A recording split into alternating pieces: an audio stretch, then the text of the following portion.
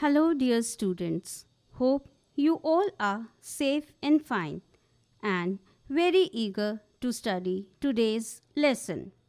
Today, we shall study lesson 15 of science, that is, air around us, for class 6th. But before we begin with our lesson, I will ask you some questions, and dear children, you try to answer these questions. So, the first question is, can you tell me why do we need air around us? Yes, the correct answer for this is that we all need air to breathe. Children, you all must have felt the presence of air in many ways. If I ask you that have you ever seen air, then surely your answer will be no. We have not seen the air. So, how is it that we notice the presence of air? Yes, children, this is the topic for discussion of our today's lesson. Today, we will study about air. What is air made up of? Availability of air to animals and plants living in water and soil. How is the oxygen in the atmosphere replaced? And in the end, we will discuss importance of air for living beings. First of all, let us discuss about air around us. Children, as you can see here that a child is running while holding a firki in his hand, and this firki rotates when the child runs. Children, don't you wonder as to why this firki is rotating? Oh, there is another boy. He is flying a kite. The boy is happy because his kite is flying very high in the sky. But again, the same question. Children, have you ever wondered that how does a kite fly in the sky? Now, answer for both these situations is same. That is, the firki is rotating and the kite is flying because of the moving air. Children, do you know that as the air moves, it moves along with it anything, probably the lighter things that come in its way. You may have noticed that when the wind blows at a very high speed, it may even uproot trees and blow off the rooftops along with it. Let us now study about the physical properties of air. For this, we will have to perform an activity. Take an empty bottle. Now, turn it upside down and dip it into the bucket filled with water. Children, what do you observe? Do you notice anything happening in the bottle? Now, tilt the bottle slightly. What do you observe, children? Do you notice bubbles coming out of it? Or hear any bubbly sound? Can you guess what was there inside the bottle? Yes, you are thinking correctly. Actually, it is the air which is present in the bottle. The bottle was not empty at all. In fact, it was filled completely with air even when you turned it upside down. That is why you notice that water does not enter the bottle when it is pushed in an inverted position, as there was no space for air to escape. When the bottle was tilted, the air was able to come out in the form of bubbles, and the water filled up the empty space that air has occupied. This activity shows that air occupies space. It fills all the space in the bottle. It is present everywhere around us. Air has no color and we can see through it. It is transparent. Our earth is surrounded by a thin layer of air. This layer extends up to many kilometers above the surface of the earth and is called atmosphere. As we move higher in the atmosphere, the air gets rarer and rarer. So, now can you think, children, why mountaineers carry oxygen cylinders with them while climbing high mountains? Children, now we will study about the composition of air. Air is a mixture of many gases like oxygen, carbon dioxide, nitrogen, and some noble gases. Children, do you have any idea that what is the importance of air in our lives? Air is essential for all of us. Have you seen or heard about a windmill? The wind makes the windmill rotate. The windmill is used to draw water from tube wells, to run floor mills, and to generate electricity. You all must have seen the ships. Do you know, children, that air is needed for sailing of these ships in water? Have you ever seen a glider or a parachute flying in the sky? And have you ever seen a person landing on earth from a parachute? They also use air for their movements or activities. Air also helps in the flying of aeroplanes. Birds, bats, and insects can also fly due to the presence of air. You have already studied about the dispersal of seeds. Air is also important and needed for the dispersal of seeds. In a much similar way, air plays an important role in water cycle also. Let us now discuss about the different elements of air. I have already told you that air is a mixture of gases. What kind of a mixture is it? Let us find out about some of the major components of this mixture one by one. First of all, we will talk about the water vapors. Air contains water vapors. We can show this with the help of an activity. For this, take a glass tumbler. It will be good if the glass is of some metallic material. Put some pieces of ice in it. After some times, you will see small droplets of water on the outer surface of the glass. Children, from where these water droplets have come? In fact, these water droplets are nothing but the water vapors which, when come in contact with a cool surface, condense to form small droplets of water. Now, after this, let us talk about oxygen. For this also, we will perform an activity. Fix two small candles of same length on a table and light both the candles. Now, cover one of the candle with an inverted glass tumbler. Observe both the candles carefully. Do both the candles continue to burn or go off?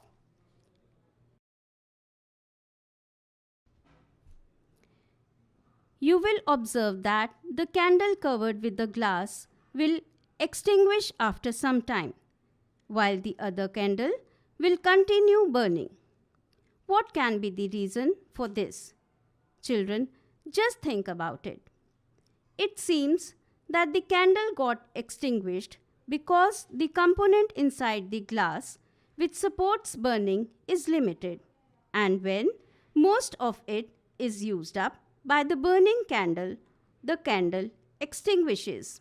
However, the other candle is getting a continuous supply of air, and this component which helps in burning. So children, this component of air which supports burning is known as oxygen. Children, let us now talk about another component of air, that is nitrogen. Did you observe in the activity we have just now performed that air is still present in the glass even after the candle blew out? This indicates the presence of some components in the air which do not support burning. This major part of air which does not support burning is nitrogen. Children, now we will talk about carbon dioxide. Carbon dioxide is also present in air. In a closed room, if there is some material that is burning, you may have felt suffocation. This is due to excess of carbon dioxide that may be accumulating in the room as the burning continues. Carbon dioxide makes up a small component of air around us. It is advisable not to burn dry leaves and discarded remains of the crop as it pollutes the environment and increases the level of carbon dioxide in the atmosphere. In addition to carbon dioxide, oxygen, water vapors, and nitrogen, the air also has dust and smoke. The burning of fuel also produces smoke. Smoke contains a few gases and fine dust particles and is often harmful. That is why you see long chimneys in factories. This takes the harmful smoke and gases away from our nose. Dust particles are always present in air. Let us perform an activity and see this. Find a sunny room at your home. Close all the doors and windows with curtains pulled down to make the room dark. Now, open the door or a window facing the sun just a little in such a way that it allows sunlight to enter the room only through a slit. Look carefully at the incoming beam of sunlight. You will see that some tiny shiny particles are moving very fastly in the beam of light. What are these particles? These particles are nothing but are dust particles present in air. The presence of dust particles in air varies from time to time and from place to place. During winters, you might have observed similar beam of sunlight filter through the trees in which dust particles appear to dance merrily around. When we breathe through our nostrils, we inhale air. Fine hair and mucus are present inside the nose to prevent dust particles from getting into the respiratory system. So, we conclude from this that air is a mixture of some gases, water vapors, and dust particles. The gases in air are mainly nitrogen, oxygen, small amount of carbon dioxide, and many other gases. However, there may be some variations in the composition of air from place to place. We see that air contains mostly nitrogen and oxygen. In fact, these two gases together make up 99% of the air. The remaining 1% is carbon dioxide and a few other gases and water vapor. Availability of air for animals and plants living in water and soil. Let us perform an activity and see if air is present in water and soil or not. For this, Take some water in a glass or metal container and heat it slowly. Well before the water begins to boil, look carefully at the inner surface of the container. We will see tiny bubbles on the inside. These bubbles come from the air dissolved in water. When we heat the water, the air dissolved in it escapes in the form of bubbles. And if we continue to heat this water, it will change into water vapors on boiling. We know that the organisms living in water use the dissolved oxygen in water for breathing.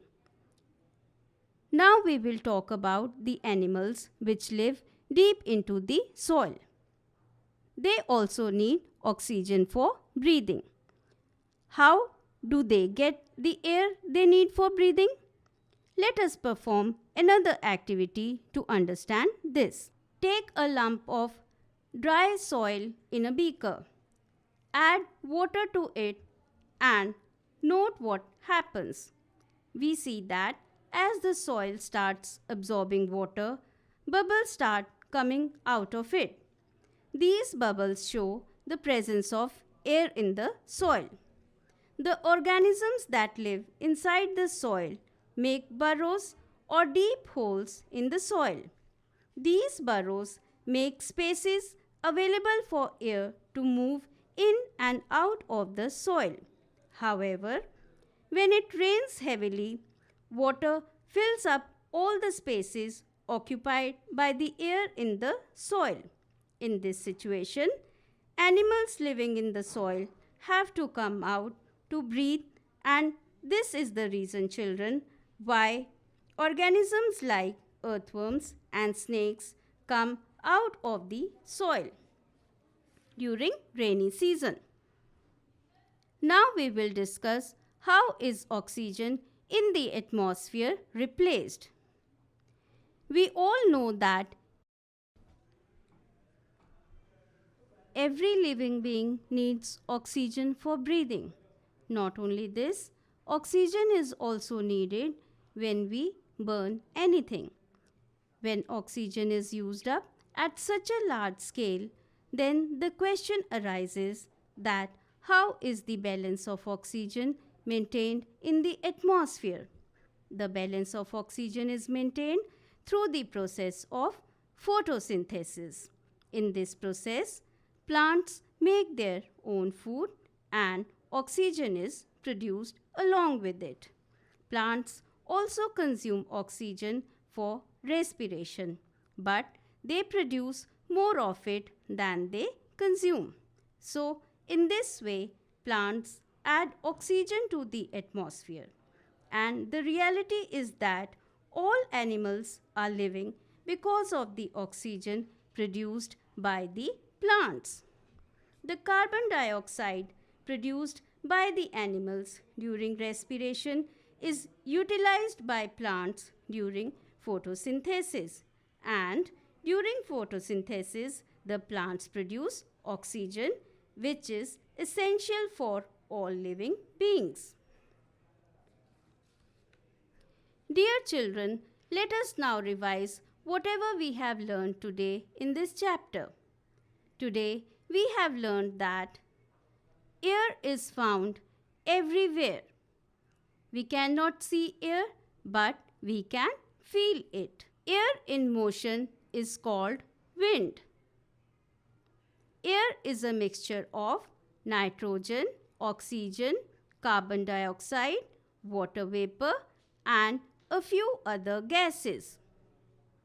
Oxygen supports burning. Animals and plants growing in soil use air present in the holes in the soil. Organisms living in water use air dissolved in water. Air is essential for all living organisms on earth and supports life. Now I will ask you some questions and hope you will be able to answer them all correctly. So, your first question is,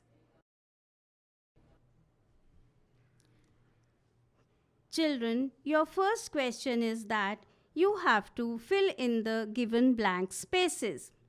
First, moving air is called dash. The correct answer is wind. Moving air is called wind. Next question. Dash and dash are the mainly two gases present in the atmosphere. And your correct answer is nitrogen and oxygen. The next fill in the blank. Dash gas is essential for burning. The correct answer is oxygen. Next question for you children. List some activities that are possible due to the presence of air. Think and answer children. So the answer is, the wind makes the windmill rotate. Then air also helps in the sailing of ships, movement of gliders, parachutes and aeroplanes, and also in the dispersal of seeds. My next question for you children is, how do plants and animals help each other in the exchange of gases in atmosphere?